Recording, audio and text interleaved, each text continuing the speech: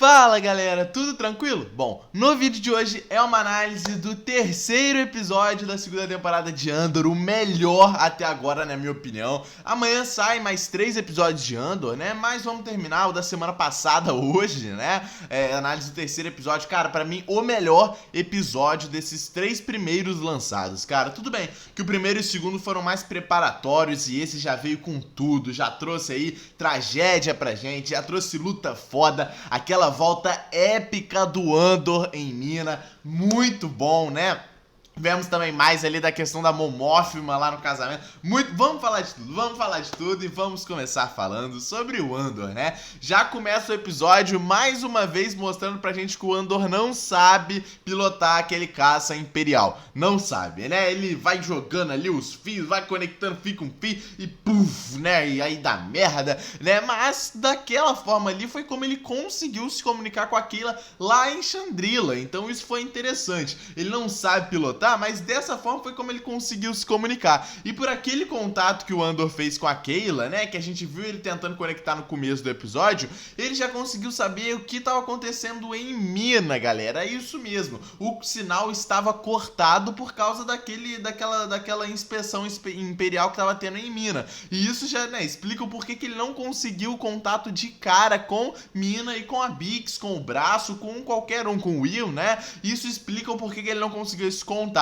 A gente já sabia que ele não conseguiria esse contato de primeira, né? Que ele teria que ir até Mina para encontrar todo mundo. E foi justamente o que aconteceu no episódio, né? E bom, vemos o pessoal ali de Mina, né? Eles preocupados. Naquele tipo de jantar, naquele almoço, né? Que tava lá a Bix, o braço, eles estão completamente preocupados. Até porque foram alertados sobre a inspeção. E justamente foram alertados pelo próprio traidor. A gente viu isso durante o episódio, eu vou comentar mais disso, né? E essa inspeção, por que eles ficaram tão preocupados com a inspeção imperial naquela orla deles ali, né? Porque justamente eles não têm liberação, eles não têm o tipo de passaporte, né? Pra eles serem liberados ali, né? A única que tinha seria a Tayla. E eles não teriam o braço, a Bix e o Will, no caso, né? Por isso que eles ficaram tão preocupados e por isso que eles estavam arrumando todas as malas deles durante o episódio para fugir dali, né? Foi um ponto muito interessante, eles tentando fugir toda hora ali, o que quase dá certo, né? Mas também serviu pra volta do Andor naquele momento salvarem eles, né? Alguns deles, né? E bom, vemos o casamento da Leida e aquela conversa muito importante com a Mon Mothma, né? A Leida e sua mãe, e ela falando sobre o seu passado. Isso foi interessante. Ela contando um pouco de como foi o seu próprio casamento, que também foi meio sem o seu próprio consentimento, assim como foi o da Leida também, só que diferente da Leida, diferente da Mon Mothma, né? A Leida, ela preferiria que a sua mãe estivesse bêbada, como ela mesma fala na conversa. Isso porque a Mon Mothma, ela tenta passar uma lição de moral, tenta falar pra Leida, você pode desistir desse casamento, eu não quero que você seja igual a mim. E a Leida, ela tem tanto rancor guardado da sua própria mãe, que ela não liga pro conselho que a mãe dela tá falando. Ela tá cagando e ela só quer... Ela nem quer casar com aquele moleque, né? Ela só quer contrariar a sua mãe. Se sua mãe falou pra ela que o certo não seria ela casar naquele momento, ela vai casar pra contrariar a sua mãe, né? É justamente isso. E o passado que a Mon Mothma conta ali sobre o seu casamento também foi interessante, porque a gente tem pouco desse passado da Mon Mothma sendo trazido pra gente nessa série. Desde a primeira temporada, a gente não tem esse passado muito bem aprofundado. E nós tivemos durante essa conversa dela com a sua filha, e foi muito interessante. Fora todo o ritual do casamento, né? Aquele círculo, eles girando em volta, né? O pastor Miguel, ele casando com a Leida, cara. Pô, eles são idênticos. Se você falar que não são, você é doido, porque é idêntico. Eu fiquei vendo esse moleque o episódio inteiro, ele dançando lá na festa de casamento com a Leida. Não saiu da cabeça. The King of the Power, The Messi, ficou na minha cabeça. Nossa senhora, não é possível que esse menino não seja o pastor Miguel, mas tudo bem, vamos continuar, né? E bom, vemos o tão aguardado jantar de Ciri com a Dedra, galera, isso mesmo, para recepcionar a sogra, e vemos ele se arrumando, a Dedra sorrindo no espelho, né, sendo até um pouco orgulhosa ali, né, com a sua aparência, e isso já prova o quanto a série tá trazendo essa humanização da personagem. Ela foi tão fria e seca na primeira temporada, né, e agora na segunda ela já tem um pouco mais de humanização e isso tá sendo muito bom, né? E ainda assim que eles tenham humanização, ainda tem a estranheza, principalmente do Cyril, né? Que, cara, é muito estranho, coitado. Pô, e isso tudo, obviamente, pela toda a sua criação que ele teve com aquela mãe louca dele, né? Que é maluca desde a primeira temporada e agora na segunda tá mais doida ainda. Aquele jantar da sogra com a Tanora, coitada da Dedra. Eu nunca senti tanta pena da Dedra, né? E olha que ela é uma filha da puta desde a primeira temporada. E, pô, agora, tadinho, eu senti uma pena dessa coitada, mano. Pô, aquele jantar com a sogra, pelo amor de Deus, cara, tava dando agonia. Parecia que era justamente ali a celebração do Pastor Miguel, entendeu? Porque tava, ó... tava dando uma agonia ver aquilo ali, né? O Pastor Miguel tava dançando com a lei, não tava nem na cena e tava dando a agonia, pelo amor de Deus, né? E também foi interessante, durante, né, aquela conversa ali, né, aquele jantar deles, sobre a gente saber um pouquinho sobre o passado da Dedra. Isso também foi legal. Ela falando sobre os seus pais, né, que ela não conheceu os seus pais, ela nunca teve uma família. Seus pais eram criminosos e desapareceram ali, foram mortos, né, quando ela tinha 3 anos de idade, galera. Isso foi um ponto muito importante daquela conversa, né? A gente ter um pouco mais passado da Dedra, essa humanização como a gente tá tendo mesmo da própria personagem. E ela falando sobre o seu plano. Assim como depois que o Cyril, pô, perde a paciência com a sua mãe, que qualquer um perderia, e vai pra cama ficar deitadão lá, ela fala sobre o plano dela. E aqui, apesar da série, né, tá dando um pouco de humanização para a Dedra, ela ainda continua sendo a Dedra. E é naquele momento ali que ela fala sobre os seus planos e deixa, ó, a sogra caladinha, sem falar um pio. Foi um dos melhores momentos desse episódio. Muito obrigado, Dedra, por falar os seus planos e falar que, ó, o filho dela tá na mão da Dedra, entendeu? Porque... que rapaziada, que mulher chata, que velha chata. Estragou o coitado do Cyril e a Dedra tá tentando mudar um pouco o coitado também, né, tadinho? E bom... vemos ali o Litan interessado com aquela questão ali, né, do Tai, da própria Mon Mothma, né, vamos para aquela grande festa ali do casamento, né, e durante aquela festa a gente vê o Litan conversando ali com aquele cara que é meio Chandrila, né, até que o Tai, ele esbarra nele, e isso foi de propósito, a gente sabe que foi de propósito, e é também nesse momento que o próprio Tai, ele vai conversar com a Mon Mothma, e é nesse momento que ele deixa ela como perplexa o episódio inteiro. Ele entra na mente da Mon Mothma, ela fica perplexa o episódio inteiro. Depois disso, o próprio, né, Litan percebe e vai conversar diretamente com a Mon Mothma sobre o que tá acontecendo. E ele até pergunta, né, ele se questiona, se eu não tivesse aqui você me contaria? Porque a Mon Mothma está sem acreditar com todo o lance do Tai, né, ela não quis acreditar durante o primeiro, durante o segundo, e agora no terceiro episódio não tem o que fazer. Ela tem que acreditar, e coitada também dessa mulher, né,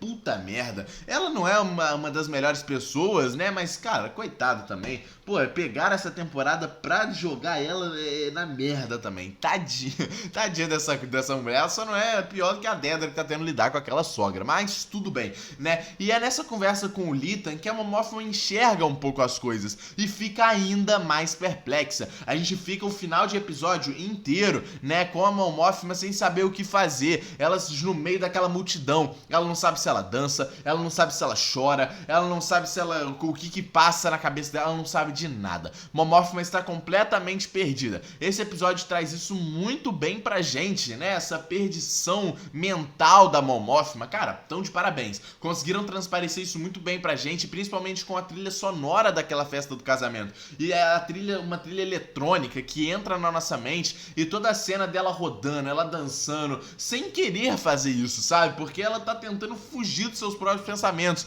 Ela não acredita com o que o Tai fez, né? E é justamente ainda falando sobre o Tai e essa festa do casamento, que a Vel, coitada, ela também tá perdida. No mesmo momento, da mesma forma que a Mon Mothma tá perdida e perplexa, a Vel também está. E coitada, eu acho que ela tá ainda pior, né? Porque ela já tá desde o primeiro episódio com esses olhares, desconfiando de tudo. E agora, coitada, veio a ficha caiu, né? A gente vê ela sentada, isolada, puta, é tadinha também, né? Assim, ela e a Momófima estão na mesma vibe, as duas podiam se juntar, se unir, né? Pô, bater as palmas junto, ir contra o Tai, se juntar ao Lutan, né? Que tá, ó, ajudando aí elas há muito tempo, coitado do Lutan. Tá tentando ajudar, mas tá difícil também porque as duas são meio banana. Mas tá ótimo, né? Tá ótimo. As duas estão passando pelo mesmo momento, protagonizado pelo mesmo cara, né? Pra você ver, né? Pra você ver. E bom, voltando para a mina, galera. Bom, a gente tem ali, né, aquela conversa do braço com o Bio, né, com o B, e falando que o B vai recepcionar o Andor ali. A gente até pensa que ele vai fazer isso, né, só que isso não vai muito pra frente, até porque o Will estragou todo o plano que eles tinham de fugir de Mina, né? Pô, ele foi se despedir da namorada e o pai da namorada tava traindo eles, cara. Pelo amor de Deus, Will, por que você fez isso? Por que você fez isso, cara? Pelo amor de Deus. Pra quê? Entendeu? Vai se despedir depois. Se despede rápido, pô. Se despede rápido. Deixa o seu speeder do seu lado, irmão. Pô, vai deixar o Speeder na casa do sogro que traiu todo mundo? Pelo amor de Deus, isso aqui foi absurdo, né? Mas que cena linda do braço fugindo com o Speeder, tentando encontrar o Will até que é parado pelos Stormtroopers, é parado pelaquela inspeção imperial e é pego, né, galera? Por conta da traição. Cara, que filha da mãe, mano. Meu Deus do céu. Isso dá uma agonia na gente porque o braço é tão legal e, pô, foi traído ali. Que triste, né? E vemos uma das cenas mais não aterrorizantes, mas agoniantes de todo Star Wars, de toda a franquia de Star Wars. A Bix com aquele guarda. Desde o segundo episódio, quando ele aparece, a gente já vê que ele tá com umas intenções meio estranhas, a gente só não esperava que ele ia tentar estuprar a Bix. Cara, isso foi absurdo. E, pô, a atriz da Bix mandou bem demais e a Bix também, né? Pô, desceu o cacete e não teve dó. Matou aquele guarda imperial. É isso aqui, entendeu? E remédio para estuprador, racista, pra essa rapaziada toda aí, essa mesma laia, é bala. Remédio pra essa rapaziada é bala. E a Bix não teve perdão. Desceu o cacete com a chave de fenda na cara do maluco. Porra, bom demais. Bix sendo foda. Muito bom. Aprendeu direitinho com o Andor, né? O Andor que aprendeu com ela. A Bix é pica, filho. Desde a primeira temporada, a Bix é muito boa, muito bem. E, pô, coitada, que cena agoniante, cara. A gente fica agoniado vendo aquela cena. Porra, mais uma vez Andor provando ser uma série pica, cara, uma série boa, uma série que foge de tudo que a gente tá acostumado dessa padrãozinho Star Wars, cara. Muito bom, cara, que roteiro maravilhoso. E a gente vê o Andor chegando. Eu ando chegando. Muito pica a cena do Andor chegando. Caralho, ele chegando com o caça, descendo o cacete. Piu, piu, piu, piu, piu, piu, piu, piu, piu, todo mundo, naqueles Stormtroopers, todo naquelas rapaziada imperial, tudo. Muito foda, moleque, muito foda. Ele até tenta salvar o braço, mas não dá. Galera, infelizmente, né? Pô, que cena triste. Não, ele tendo que escolher se ele foge com a Bix e o Will ou se ele deixa o braço. Culpa do Will, hein? Não tinha que deixar o Will e levar o braço, mesmo que o braço tenha amor. Coitado, galera. E bom, o braço realmente morreu. Galera, não tem muito o que fazer. Mesmo se ele esteja vivo, né? Se ele ainda tem o respingo de vida, ele tá jogado ali no milharal, sabe? Então, tipo assim, de alguma forma, algum Stormtrooper, algum guarda imperial ali da inspeção vai encontrar o corpo do braço. E mesmo se ele tiver recém-vivo ali, cara, bem quase morrendo, ele vai ser morto, entendeu? Então não tem muito o que fazer, o braço realmente morreu e a gente vai ter que aceitar isso, porque é o terceiro episódio da série que tem 12 episódios e a gente já tem essa perda grande, muito triste, né, cara? Termina assim o episódio, mas Andor consegue fugir depois daquela cena maravilhosa lá, né? Muito doido, cara. O Andor chegando muito brutal na mina, né, cara? Muito bom, muito bom. Gostei pra caramba desse episódio, cara, pra caramba mesmo. Comenta o que vocês acharam, a cena da Bix lutando, descendo o cacete ali, super fodástico, o Andor chegando. Comenta aí o que vocês acharam, deixa o like no vídeo, se inscreve no canal. Tamo junto e é nóis, rapaziada.